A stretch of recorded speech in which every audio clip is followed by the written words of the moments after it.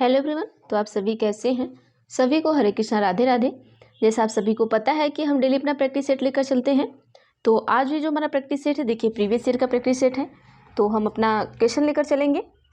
देखिए, आप सभी को बता देना चाहते हैं, जो हमारे पुराने बच्चे उन्हें पता है कि प्रैक्टिस सेट कैसे चलता है, और जो नए बच्चे उन्हें बता देना चाहते हैं कि आप एक पेन और कॉपी लेकर प्रैक्टिस सेट किया करिए, नंबरिंग किया करिए। जैसे हम क्वेश्चन नंबर 1 से पढ़ाना स्टार्ट कर रहे हैं, तो आप नंबरिंग किया करिए। 1 सेकेंड रुकिएगा, ठीक है। आप नंबरिंग किया करिए। जैसे यहाँ पर हम क्वेश्चन नंबर 1 से पढ़ा रहे हैं, तो आप नंबरिंग किया करिए 1 2 3 4 5 6 क्वेश्चन 30 तक नंबरिंग करिए। उसके बाद जब हम क्वेश्चन पढ़ते हैं तो आप भी क्वेश्चन पढ़ा करिए। आप अपना उत्तर खुद से दिया करिए। बाद में जब हम उत्तर बताते हैं तो अपने उत्तर का मिलान किया करिए। सही होता है तो सही करिए, गलत होता है तो गलत करिए। लास्ट में आप काउंट करिए कि आपने 30 नंबर में से कितना नंबर गेन किया है। और प्लीज़ कमेंट बॉक्स में कमेंट करके जरूर बताया करिए आप सभी कि आपने कितना नंबर गेन किया है। बहुत सारे फीडबैक देते हैं कि मैम आप बहुत अच्छा पढ़ाती हैं, तो उनको हम थैंक यू बोलना चाहते हैं उनके फीडबैक के लिए। अगर आपको चीज़ें समझ में आती है तो भी हमें बताइए कि मैम ये चीज़ें समझ आती हैं, जो नहीं आती वो भी बताइए कि नहीं आती हैं, तो हम उस हिसाब से आपको वीडियो बनाएंगे, ठीक है। और आप सभी देख लीजिए, यहाँ पर आप अपना एक इस तरीके से लाइनिंग किया करिए, जिसमें आप निगेटिव और पॉजिटिव वर्ड लिखा करिए। एक साइड निगेटिव वर्ड, एक साइड पॉजिटिव वर्ड। डेली हम आपको बताते हैं, जो बच्चे डेली प्रैक्टिस सेट करते होंगे उन्हें पता होगा। जब मैं क्वेश्चन पढ़ाती हूँ तो उसमें बहुत सारे ऐसे वर्ड आते हैं जो निगेटिव और पॉजिटिव होते हैं, जिससे हम 15 से 20 क्वेश्चन आसानी से कर सकते हैं। तो निगेटिव वाले के हैं आप निगेटिव वर्ड, और पॉजिटिव वाले के हैं आप पॉजिटिव वर्ड लिखा करिए, ठीक है। तो चलिए आइए हम क्वेश्चन नंबर 1 से स्टार्ट करते हैं। अपना क्वेश्चन आपका है, थोड़ा हम बड़ा कर लेते हैं। बस आपको दिखाना चाह रहे थे कि एग्जाम डेट आपका 11/1/2023 का चल रहा है आपका ये पेपर, ठीक। ये 2023 में आया हुआ पेपर है। क्वेश्चन है कि शारीरिक विकास के संदर्भ में बच्चे डैश पहले हासिल करते हैं, फिर डैश के कौशल सीखते हैं। ऑप्शन 1 है grass motor skill, fine muscles, मतलब स्थूल गति कौशल, सूक्ष्म मांसपेशी के इस्तेमाल। ऑप्शन बी है सूक्ष्म गति कौशल, स्थूल मांसपेशियों के इस्तेमाल। ऑप्शन सी है भाषा विश्लेषणात्मक तर्क। ऑप्शन डी है कि विश्लेषणात्मक तर्क भाषा। उत्तर दीजिएगा। देखिए in the context of physical development children acquire, ठीक है।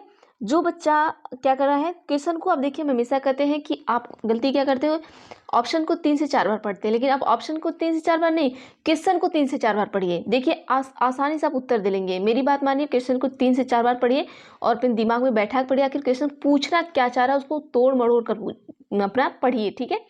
देखिए शारीरिक विकास, ठीक है, जो उनका फिजिकल डेवलपमेंट है, ये किस संदर्भ में पूछा है, मतलब जो कि फिजिकल डेवलपमेंट है उसके संदर्भ में पूछा है कि बच्चा पहले हासिल करता है। जैसे फिजिकल डेवलपमेंट में बच्चा सबसे पहले क्या हासिल करेगा, उसके बाद क्या हासिल करेगा, ये पूछा गया है।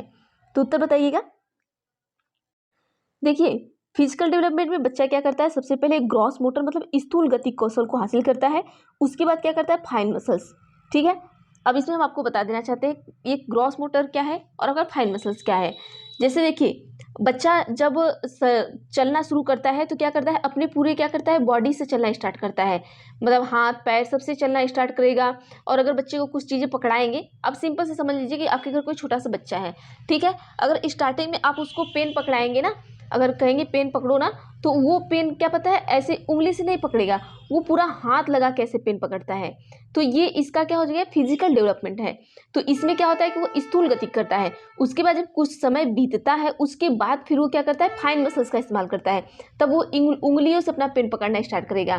पहले आप बच्चे को देते होंगे, कोई देखिए खाना खाने के लिए देते हैं, क्या करता है वो उंगली से खाना नहीं खाता है, छपाक मारता है आपकी पूरी थाली में और पूरे मुट्ठी से उठाता है और मुंह पे ऐसे पूरा लगा के अपने क्या करता है, पूरा बढ़िया से एकदम पाउडर की तरह लगा लेता है।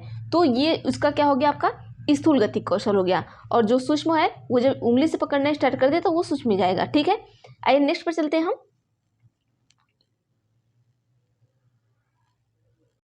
क्वेश्चन नंबर 2 में हम आपको 2 ही ऑप्शन दिखाएंगे, क्वेश्चन बहुत बड़े हैं, ठीक है।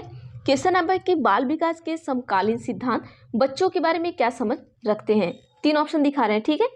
ऑप्शन ए कि blank state who can be totally moulded as per the environment, मतलब बच्चे कोरी पट्टी हैं जिन्हें वातावरण के अनुकूल पूरी तरह ढाला जा सकता है।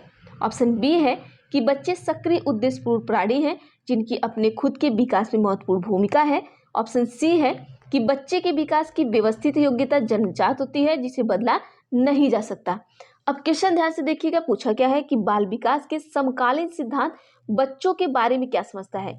मतलब जो बाल विकास का जो समकालीन सिद्धांत है, अब समकालीन सिद्धांत के बारे में क्या पूछ रहा है, देखिए जो आपका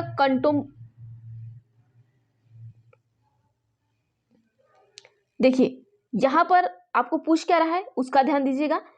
जो आपका ये इस तरीके का बाल विकास का समकालीन सिद्धांत है वो बच्चे के बारे में समझ क्या रखता है ये आपको बताना है। तो उत्तर पहले आप बताइएगा, फिर हम बताते हैं आपको।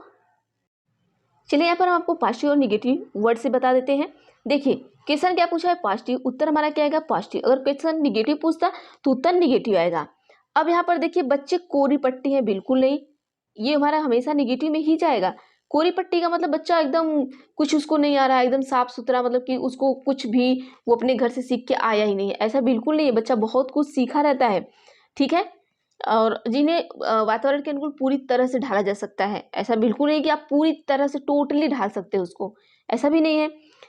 ऑप्शन सी है कि बच्चे के विकास की व्यवस्थित योग्यता जन्मजात होती है जिसे बदला नहीं जा सकता, ऐसा बिल्कुल नहीं है कि अगर आपका जो डेवलपमेंट है उसे बदल नहीं सकते। आजकल आप देख रहे होंगे कि बहुत सारे ऐसे डेवलपमेंट है जिसको हम बदल सकते हैं, तो ये भी नहीं होगा।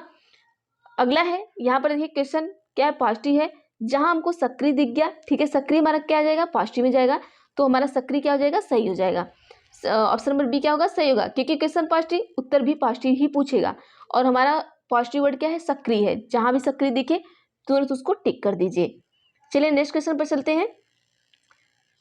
अब इसका देखिए ये भी देख लीजिएगा, इसका चौथा ऑप्शन में भी निगेटिव ही है कि बच्चे के विकास की दिशा आनुवंशिक रूप से क्रमोदेशित होती है जिसे बदलने के लिए वो कुछ भी नहीं कर सकते। बिल्कुल कर सकते हैं, क्यों नहीं कर सकते हैं, जिसे हम बदल भी सकते हैं, विकास की दिशा को क्यों नहीं बदल सकते हैं। चलिए आगे चलते हैं नेक्स्ट क्वेश्चन पर। हम क्वेश्चन नंबर 3 आपका है कि विकास के संदर्भ में कौन सा कथन सही है। ऑप्शन ए आपका है कि विकास केवल पर्यावरणीय कारकों पर निर्भर करता है। ऑप्शन बी है कि विकास केवल आनुवंशिक कारकों पर निर्भर करता है। ऑप्शन सी है कि विकास कम समय के लिए होने वाला अस्थायी परिवर्तन होता है।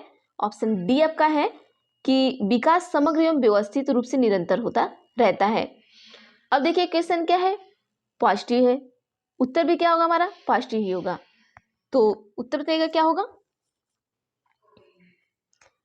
देखिए अब आइए हम यहाँ पर आपको बता देना चाहते हैं, केवल हमारा कहाँ है, निगेटिव गया, केवल निगेटिव गया।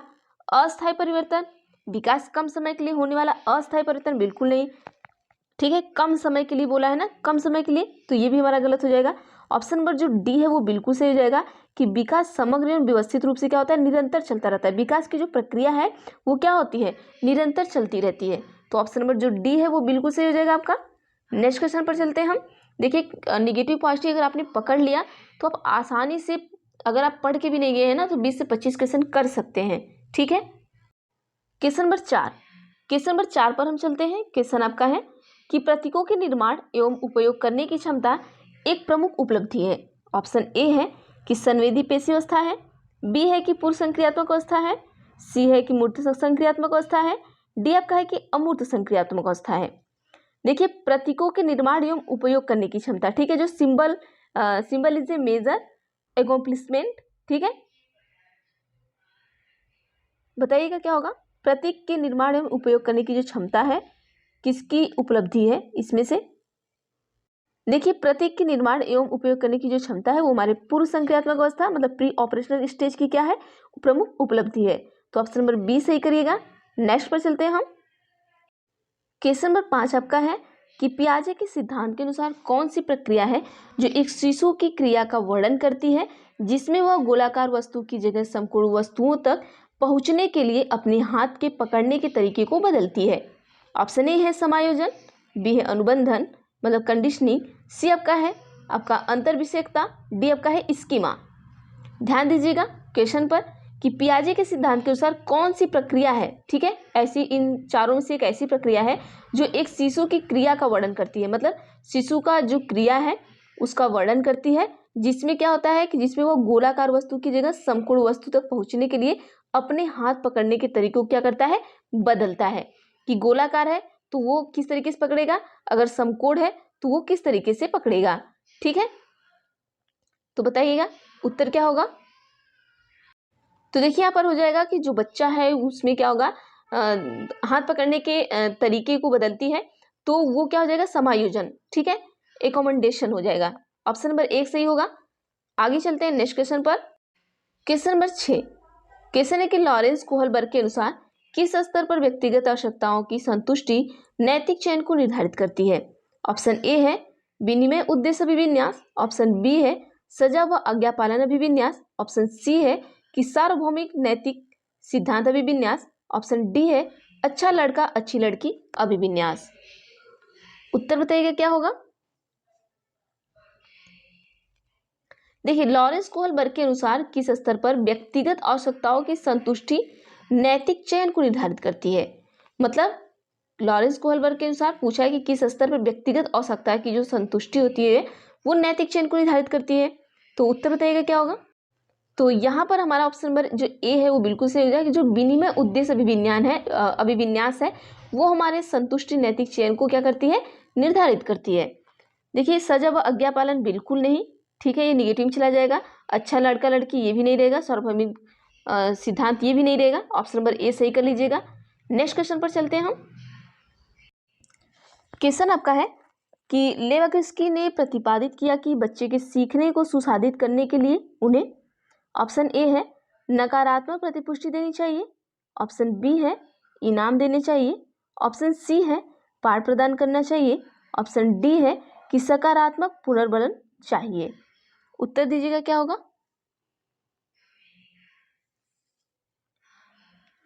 देखिए, लेवाकिस्की जी आगे हैं, ठीक है, ने प्रतिपादित किया कि बच्चे के सीखने को सुसाधित करने के लिए उन्हें क्या करना चाहिए। तो आप बताइए आपके हिसाब से क्या होना चाहिए। तो देखिए, हमने आपको हमेशा बताया है कि कहीं भी आपका क्या हो, अगर पाठ प्रदान करना मतलब इसके फोल्डिंग आ जाए तो वो हमेशा पॉजिटिव होता है। उत्तर पॉजिटिव पूछा है तो सॉरी क्वेश्चन पॉजिटिव पूछा है तो उत्तर पॉजिटिव आएगा। कहीं भी अगर ऑप्शन में आपको इसके फोल्डिंग दी जाए तो उस पर टिक करिएगा, देखिएगा 90% या 95% में बता रही हूँ कि उत्तर सही होगा। इसका फोल्डिंग अगर दिख गया तो ठीक है, ऑप्शन नंबर सी सही करिएगा। आगे चलते हैं नेक्स्ट क्वेश्चन पर। क्वेश्चन नंबर 8 क्वेश्चन नंबर 8 आपका है कि लेवाकिस्की ने प्रस्तावित किया कि सोच, ऑप्शन है कि बच्चों और किसी अन्य व्यक्ति के बीच सहभागी गतिविधियों के दौरान सहनिर्मित की जाती है, ऑप्शन बी है कि बच्चों के संदर्भ से कोई सरोकार नहीं है, ऑप्शन सी है कि तब घटित होती है जब उत्तेजना और प्रतिक्रियाएं का अनुबंधन होता है, ऑप्शन डी है कि का भाषा की विकास से कोई संबंध नहीं है। अब देखिए, जो लेवाकिस्की है उन्होंने प्रस्तावित किया कि जो सोच हमारी है, सोच क्या आपकी भाषा के विकास से संबंधित है, बिल्कुल है। उत्तेजना और प्रतिक्रिया का अनुबंधन है, बिल्कुल नहीं। सरोकार नहीं है भाई क्यों नहीं है, गलत हो गया। तो ऑप्शन नंबर ए बचा, ऑप्शन नंबर ए बिल्कुल सही हो जाएगा। ठीक है, आगे चलते हैं नेक्स्ट क्वेश्चन पर हम। क्वेश्चन नंबर 9 पूछा है डैश, कक्षा कक्ष में बच्चे सीखने की प्रक्रिया में सक्रिय भागीदारी करते हैं और वे अपनी गति, जरूरतों और क्षमताओं के अनुसार सीखते हैं। ऑप्शन ए है प्रगतिशील, ऑप्शन बी है शिक्षक केंद्रित, ऑप्शन सी है व्यवहारवादी, ऑप्शन डी है पाठ्यपुस्तक केंद्रित। उत्तर दीजिएगा।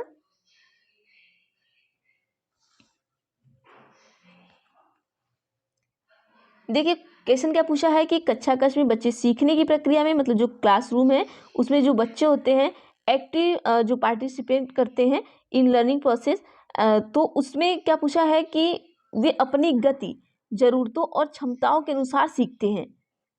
तो किसमें ऐसी कौन सी कक्षा है जिसमें इस तरीके से सीखते हैं।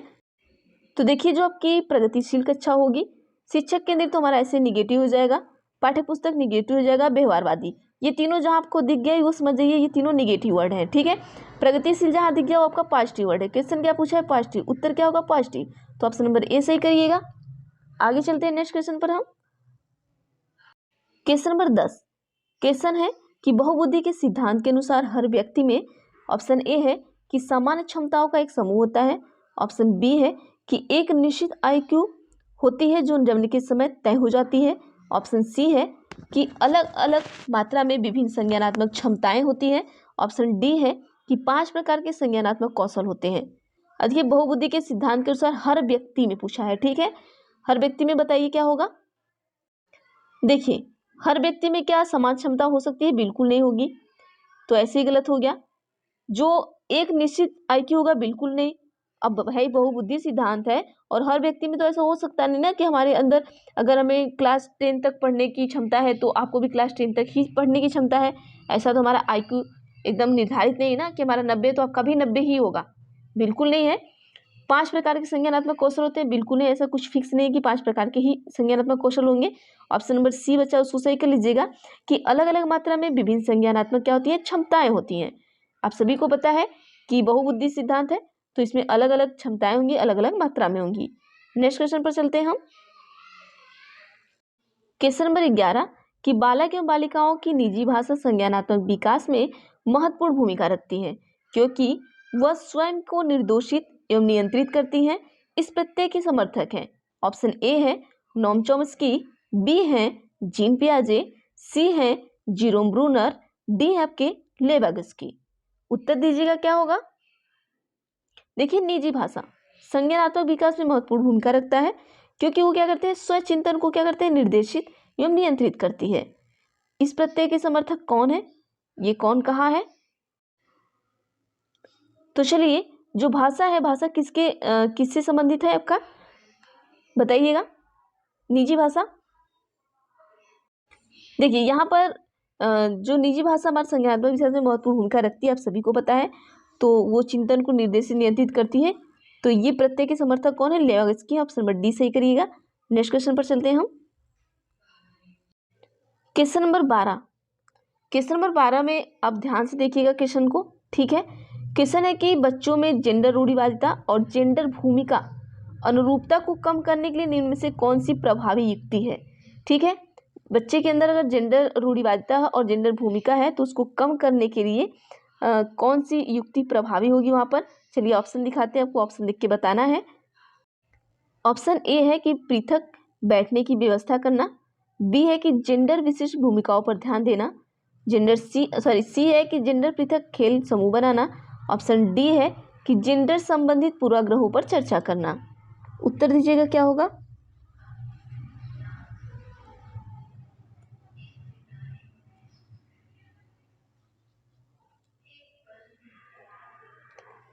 देखिए यहाँ पर क्या होगा कि इस तरीके का अगर बच्चा है तो वहाँ पर जेंडर संबंधित पूर्वाग्रहों पर चर्चा करना हमारा क्या होगा, सही होगा। ऑप्शन नंबर डी सही करिएगा। नेक्स्ट क्वेश्चन पर चलते हैं हम। चलिए, क्वेश्चन नंबर 13 है कि सीखने सिखाने को हर बच्चे के लिए उपयुक्त व प्रभावशाली बनाने के लिए एक शिक्षिका को, ऑप्शन ए है कि बच्चों को संलग्न करने के लिए विविध गतिविधियां करनी चाहिए, ऑप्शन बी है कि व्यक्तिगत विभिन्नताओं को नज़रअंदाज व खारिज करना चाहिए, ऑप्शन सी है मूल्यांकन के तरीकों में बेहद अनम्य होना चाहिए। क्वेश्चन ध्यान से देखिएगा कि सीखने सिखाने को हर बच्चे के लिए उपयुक्त व प्रभावशाली बनाने के लिए शिक्षिका को क्या करना चाहिए। आप शिक्षिका हैं तो बच्चे के सीखने सिखाने की चीज़ों को आपको प्रभावशाली बनाना है तो आप क्या करेंगी। तो चलिए, आप एक शिक्षिका हैं तो खारिज करना चाहिए बिल्कुल नहीं, आप नज़रअंदाज बिल्कुल नहीं करेंगे, निगेटिव में जाएगा, ठीक है। और बेहद अनम्य होना मतलब बहुत ज़्यादा तरीके से अनम्य होना चाहिए, भी ऐसा बिल्कुल नहीं है, गलत है। बच्चे के संकलन करने के लिए विविध गतिविधियां करेंगी। देखिए, विविध गतिविधियां जो होती हैं हमारा पॉजिटिव पॉइंट में जाएगा, ठीक है। ये सारे नज़रअंदाज करना, बेहद अनम्य बनाना, ये सारे निगेटिव में जाएगा। तो ऑप्शन नंबर ए क्या है, सही है। क्वेश्चन पॉजिटिव था, उत्तर भी हमारा पॉजिटिव ही मिल गया। आगे नेक्स्ट क्वेश्चन पर चलते हैं। क्वेश्चन नंबर 14 कथन है कि एक सामाजिक रचनात्मक कक्षा में स्मरण पर आधारित लिखित परीक्षाएं मूल्यांकन का एकमात्र तरीका होना चाहिए।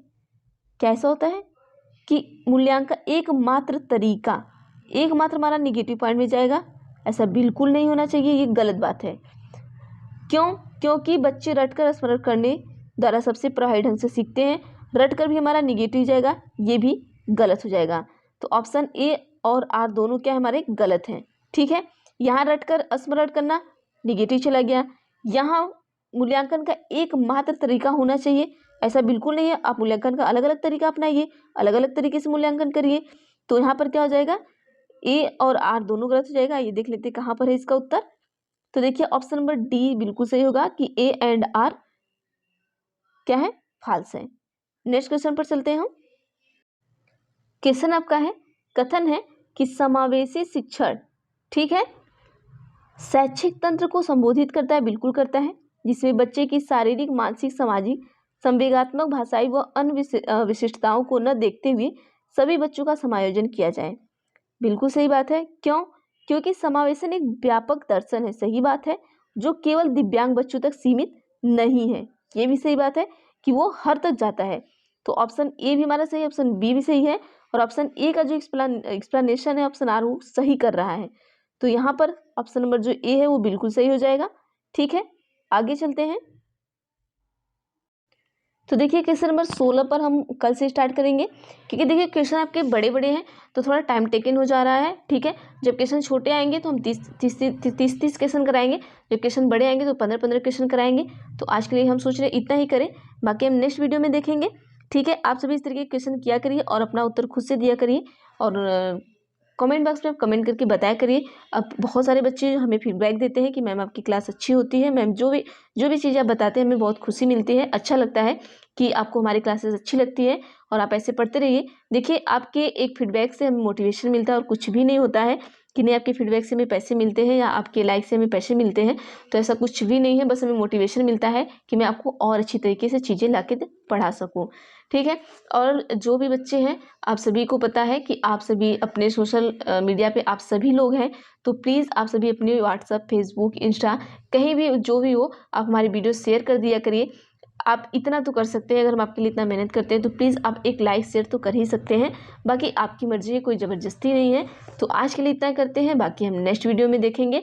और जो हमारे नए बच्चे हैं अगर उन्होंने चैनल को सब्सक्राइब नहीं किया है तो प्लीज़ इस चैनल को सब्सक्राइब कर लीजिए, बेल आइकन को क्लिक कर लीजिए, ताकि मैं जो भी वीडियो बनाऊंगी वो आप तक ज़रूर जाएगा। तो थैंक यू एवरीवन, मिलते हैं हम नेक्स्ट वीडियो में।